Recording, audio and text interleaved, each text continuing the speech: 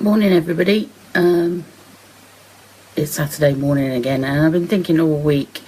I've been seeing a lot of people doing their stories for various reasons, and I've seen a lot of information in the press in the last couple of days regarding asbestos in schools, and I kind of feel that Paul and I have, because he's now stable, we've reached a stage that we want to do something more. So I thought I'd just come on and share our story from the beginning. And those of you that don't already know, if this is a public video, if you could share it, that would be fantastic. So I've got makeup on this morning. I'm not going to be doing any makeup. I'm just going to tell you our story. Some of you may already know, you may not know the details, so it may be of interest to you. So I met Paul in 2004, and we were married in 2006. Ethan was born in 2010. Obviously then we were both working before Ethan was born. Naturally I took maternity leave to have Ethan. And we decided that I wouldn't go back to work, I would stay at home and look after Ethan. In the summer of 2012, Paul had gone to the doctors and was tested because he'd got lots of mouth ulcers, he was having other problems. And he was tested and he was found to be severely anemic. They put him on tablets for the anemia and referred him to Addenbrooke's Hospital, where he had lots of tests. He had a tube going down to see if there was any problem there, a tube going up to see if there was any problems there, and there was found a problem in a different area. But he also had a CT scan which took on his lungs and his diaphragm, and at that stage we then, I think that was late September 2012, we just literally come back from holiday,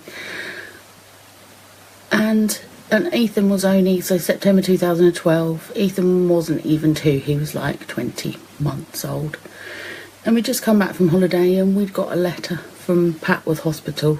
Patworth is a specialist heart and lung hospital for the Cambridge area, and we got a letter to ring them about Paul going in to have a needle biopsy, and that happened pretty quickly, I think within a week, maybe less than a week. And we went in, we had to be there really early on that morning, and we went in. I don't really know what we thought that morning. We went in to Patworth Hospital for him to have this needle biopsy, and we were presented by a doctor, and she looked at us and you could tell from her face that there was something she wasn't quite telling us, and then obviously she thought we hadn't thought about it, but she didn't want to say the word. And I think it then clicked in my head, and she said to me, I remember her saying to me, "Mrs. Cowley, what are you worried about?" And I think I just said, "You're gonna say this could be cancer." And she said yes. Up until then, like I said, I don't think it had entered our heads. So from that day onwards, cancer was part of our lives. A week later we went back. We tried to stay positive during that week. I think you always think, it's not going to happen to us. Why would it happen to us? This can't be cancer. Why would it happen to us? And we went back a week later on the 4th of October 2012, and Paul was diagnosed with mesothelioma.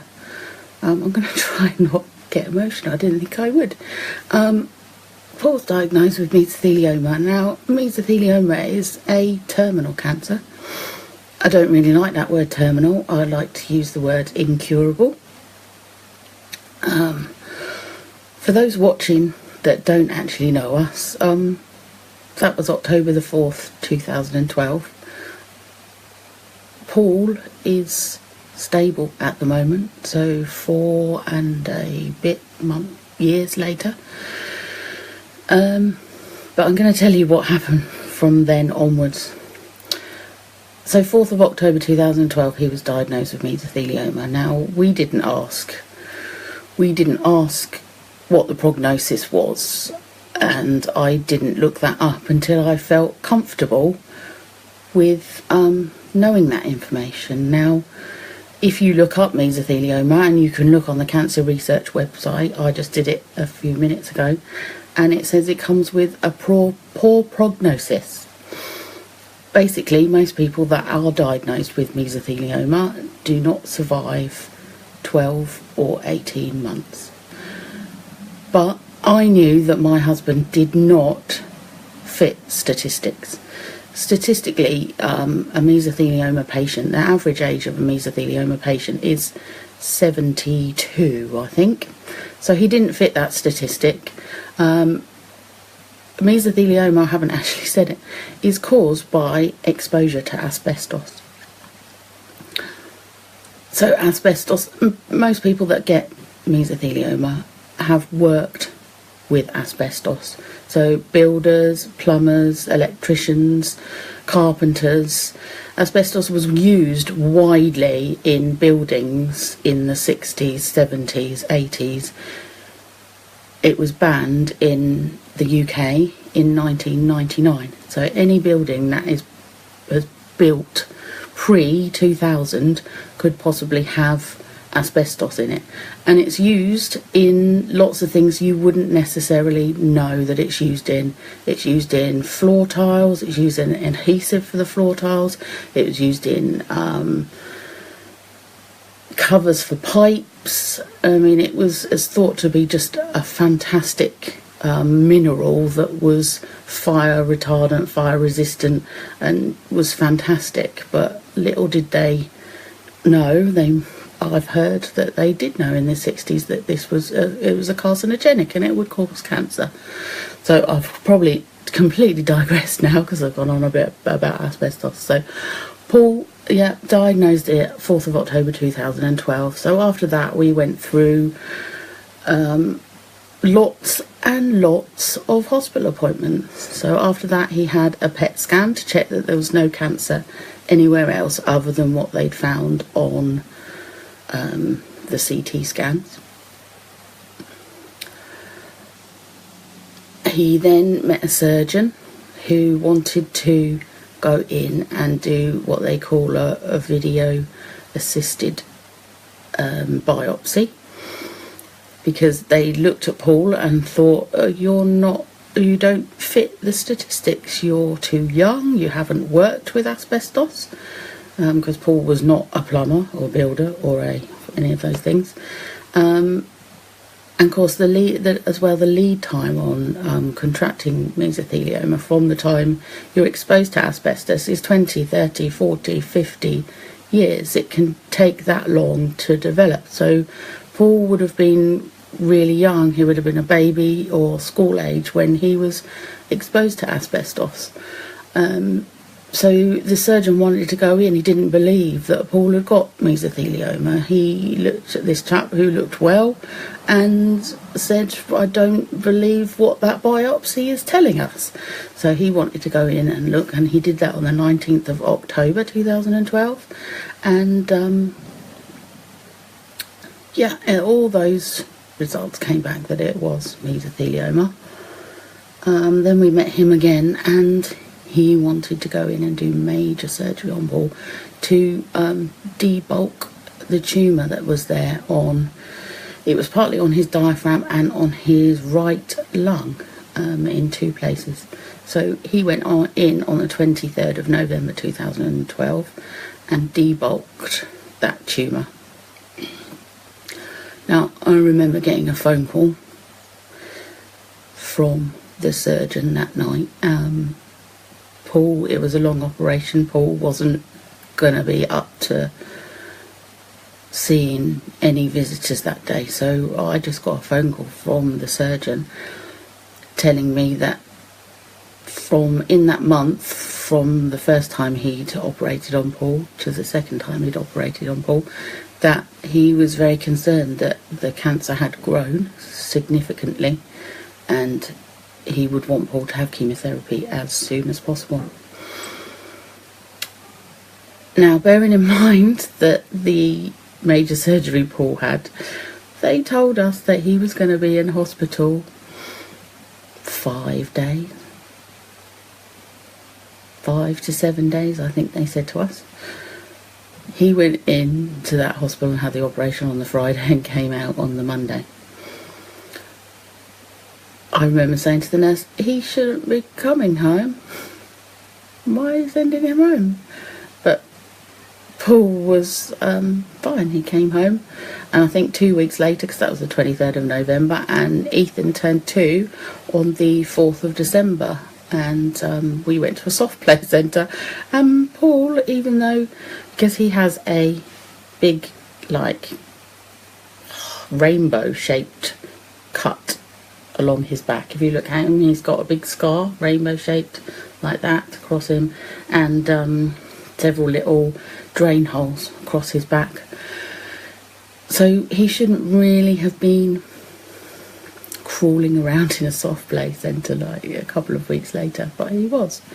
I remember going back then to see the surgeon, and the first time we met Paul's oncologist, and we discussed chemotherapy, and Paul started chemotherapy on the 21st of December 2012. That was quite an impact to our life, because obviously chemotherapy destroys things in the body. It still destroys cells and destroys other things in the body. We were a couple that with one child at that time. We'd always said that we would have another child, or hopefully have another child, and honestly that was discussed, but they wanted Paul to start chemotherapy within a week, and we had to make the decision that we would have to be happy with our one child. That's not an easy decision to make. It's not, and it doesn't sit easy with me now, but that decision had to be made, and we had to make that decision for the family that we had already. Paul started chemotherapy then on the 20th of December 2012, very, very close to Christmas. So Christmas 2012 was not a great Christmas. Paul came out of chemotherapy we went to Adam Brooks for chemotherapy, and we went at 9 o'clock, and we came out of there at 6:30. And Cambridge, Adam Brooks is in Cambridge and we live in Ely, and that's 16 miles down the road. And I think 3 miles outside of Ely, I had to stop the car for Paul to be sick. So that wasn't a fantastic start to chemotherapy for him. He spent then the whole night being ill. We had 2 on-call doctors, or two times 2 on-call doctors, so 2 doctors came out twice to see him. The first time they gave him some, obviously the hospital had given us anti-sickness tablets, as they would any chemo patient, and they just weren't working. They gave him more anti-sickness, and then I think they came back again at like midnight and they gave him an injection, but by the next morning he was being sick again, and I had to drive him back to Adam Brooks Hospital, sat in the back of the car with a bowl. And he then spent the night in Adam Brooks Hospital. I didn't want to bring him home to have to go through that again, so he stayed in overnight and came out the next day. So that would have been then the 23rd of December. So Christmas 2012 was not great for us. His second lot of chemotherapy he had in the hospital, and they managed to get his sickness under control. And from then onwards, although chemotherapy is not a walk in the park, everything seemed to go a bit smoother. Paul had it every 3 weeks, so from the 21st of December to the 4th of April 2013, had it once every 3 weeks. and we'd say we'd have like a week where he'd be okay, and then it would be time to go and have it again, and then he'd have a couple of weeks that wasn't very good and a week that was okay. And all through this, Paul was still actually working when he could. Obviously he couldn't work when he was feeling really rough, but he was still working. So he finished chemotherapy April 2013, and from then onwards we would go to Patworth to have a checkup every 2 months initially, and then they moved it to 3 months. Everything then chemotherapy did what it was supposed to do. It shrunk the tumours. They are still there, but chemotherapy shrunk them. Paul has no symptoms from the actual tumours that are there, but he does get severely fatigued. Lots of you won't know this. He does usually have an afternoon nap every single day, just to get through the day. And if he doesn't, he knows about it. He has to go to bed early, or he has to get a nap the next day. So basically so since then we've been back to Patworth every 2 to 3 months. He has a X-ray and sees the oncologist, and everything's been fine. January 2016 he had another CT scan which showed that the tumours had not grown since the scan they did after the chemotherapy. So from May 2013 to January 2016 they're saying that his tumours have not grown, which is fantastic. And he has recently had an X-ray, and that showed no growth either. Just let me check, because I feel like I'm being watched from outside the door. There's nobody out that door, is there?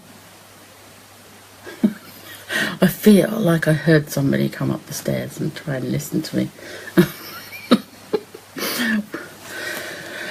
So yeah, Paul is stable at the moment.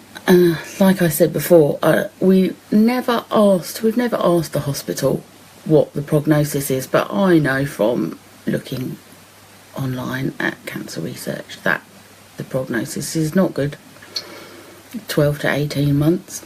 So realistically we are doing fantastically. And I always say we, because although it is Paul that has this cancer, I do feel that it does affect me probably as much as it does him. So I feel like it is we that are going through this. Paul isn't working now.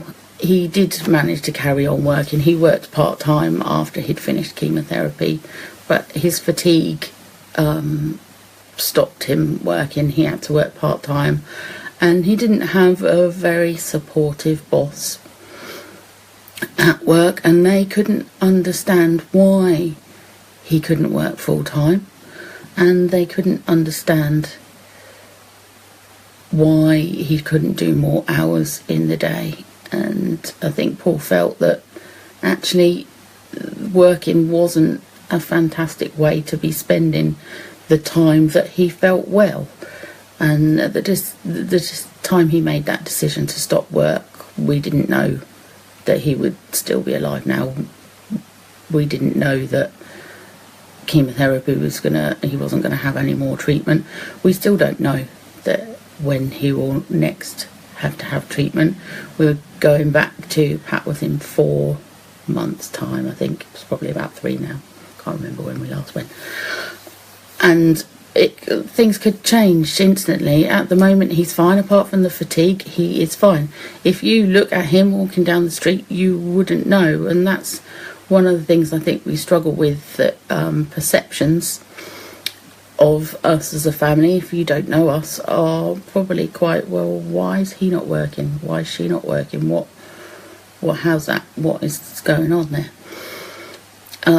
Neither of us may be working. I'm not actively working, although many of you may know that I've just tried starting my own business, so hopefully that will kick off. But basically we are doing things. We wanted to raise awareness. Basically, I am classed as Paul's carer, so okay, I'm not going out of the house to work, but I'm doing plenty of work here. I am classed as Paul's carer. We also are actively involved with the Papworth Mesothelioma Social Group, and I help run their Facebook and Twitter pages. We are, since September of this year, we are both now helping run a new beaver colony in Ely that Ethan attends. Also, in the last however many years, it's been 4.5 years, nearly 5 years, we have been involved in the Meso 100 campaign, which was a campaign that the carer of another patient set up to raise money for Mesothelioma UK, and we were in the local papers telling our story. We've also appeared on the BBC Two and BBC News channel Victoria Derbyshire TV programme telling our story, and that was involved with asbestos in schools. We don't actually know where Paul was exposed to asbestos. We know that he must have been little, and so therefore it may have been school, and we know that all the schools that Paul attended contain asbestos. You may have seen some things that I've shared in the last couple of days about asbestos in schools, and it horrifies me, absolutely horrifies me. When we applied for Ethan's school place, I went and looked at our catchment school and viewed their asbestos register, and while I was happy with most of the things they were doing, there was one little niggle, and they classed the asbestos that was there as low risk. But any risk to the wife of a mesothelioma patient is a risk, and I was not prepared to put my child in a school that would have any asbestos. We were lucky enough that in Ely they were just about to build a new primary school, and I applied to put Ethan into that school, and we got a place. So Ethan attends a new build school. Yeah, Hayley, asbestos is still in schools. It does have to be managed, or should be managed, but if you read some of those articles that I shared today, it is very worrying, because the government does not have to actually enforce or check. Schools are supposed to be managing it themselves, and it is horrifying that some of them are not. Most of the asbestos in the school that I went to look at is encased, or it has been removed, but even something that is classed as low risk is, I would urge anybody that has got a child in a primary school or secondary school, or is about to apply for schools in the near future, to make sure that there is an asbestos register in place, and that you're happy with where the asbestos is, and then it's being managed correctly. Because small lungs, little lungs, children's lungs, it horrifies me, it really horrifies me, and I just hope, and I mean, there are things, most people that have we've probably all been exposed to asbestos. I think asbestos is just in the air, and we've all been exposed, but you never know when the person, if you're susceptible to developing a cancer, you never know who's going to develop cancer. So if you can prevent being exposed to asbestos, you need to make sure. I really do. I really don't want to be scaremongering people, that's the thing. It's horrifying, but I was not prepared to put my child in a school that may have asbestos, and bearing in mind that his father has developed the cancer as well. If it could be a genetic thing, that he would be predisposed to developing it as well, so I wasn't prepared to take that risk. We also appeared on the patient DVD that Patworth Hospital did, and Meso UK have used those videos. And I wrote our story for the British Asbestos newsletter. So we've done quite a lot of things to try and raise awareness. And Paul has been talking just lately about doing I've written a blog, but at the moment I don't feel like there's too much to tell people. We go to hospital every 3 months, and usually it has been stable. It's been stable, and actually it's getting to the stage now where Paul's actually saying to his oncologist, "Oh, you know, I feel a bit like I'm wasting your time," but they are fantastic. Patworth Hospital are fantastic hospital. Their nurses, oncologists, everybody that we see at Patworth Hospital is just fantastic. They are a cut above, and I cannot praise them enough. They have been fantastic. We've never ever felt like a number. The last time we went there, even the lady behind the desk that takes the files to the oncologist said to Paul, "I should know your name." And I said to her, "He only comes once every 3 months, so it's only 4 times a year. You don't really have to." I couldn't believe that she felt that she should actually know him. Paul's oncologist just comes out and says, "Paul." He doesn't say Mr. Cowley or Paul Cowley. He just says, "Paul," and like points to the door to the consultancy room that we go into. And we usually just sit down, and he says, "Yeah, your x-ray looks fantastic. I've compared it to last times and one before that, and I can't see any difference." And they ask Paul how he feels, and he says, you know, whatever. And they then say that he's stable, and I just hope that this will continue. I think we have an enormous amount of positivity and hope that there are new trials coming out, new treatments, and should Paul need treatment in the next little while, there will be other treatments that he can have, and hopefully there will eventually be a cure. Right, I'm not really sure if I need to say anything else. I'm probably going to think afterwards that I completely forgot to say that, but that's basically, I'm not sure how long I've actually been on here, but that's basically our story in a nutshell from start to finish. If any of you've got any ideas of what we can do to raise awareness, I'm quite keen. I've got my own Twitter page. I run the Patworth Meso social Twitter page. I try and share anything that I see that I think might be relevant, and I really hope that we can do some good. I feel that Paul is young. He is not your average mesothelioma patient, and while it is a horrendous thing to have happened to us, I feel that we need to use our story to raise awareness and hopefully do a bit of good. Right, I'm going to go I'm not going to cry. I'm not going to cry. But thank you for everyone for watching. I did make this video public, so please feel free to share it. I really would like to get our story out there, and the fact that asbestos is still dangerous.